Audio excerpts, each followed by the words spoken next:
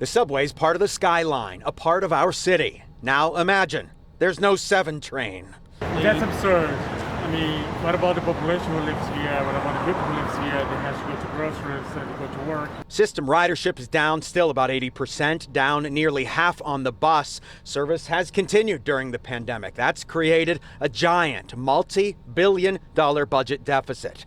Transit advocates at Riders Alliance created a worst-case doomsday scenario. Look at the lines that could disappear as tough transit decisions are made.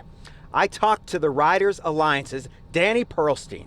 Right, we're not going to have a robust economic recovery if New York is allowed to falter and collapse, as would happen without support for the MTA.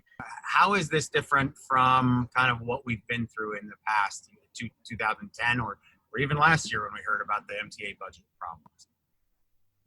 So this year's cuts, if Congress doesn't act, could be 20 times deeper than any cuts we've known before. Do you really think that we'd be in a city where there wasn't a 7 anymore? We had individual lines cut, but we didn't have any stations closed. We didn't have any neighborhoods that had subway service suddenly didn't have subway service.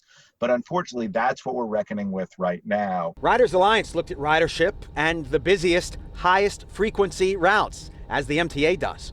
Pearlstein and the Riders Alliance say nobody wants to see cuts, but the MTA has said the situation facing the operating budget is like a 4-alarm fire. The Manhattan Institute held a video conference with the head of MTA Capital Construction. We have to keep the lights on. We have to pay the workforce. We have to run the trains and the buses and the commuter rails. And that depends on our operating budget deficit being addressed by the federal government right now. Congress and the president did include in the first round a $4 billion stimulus. The MTA says it needs a second one to continue operating through the rest of the year, or else there'd be service cuts, layoffs.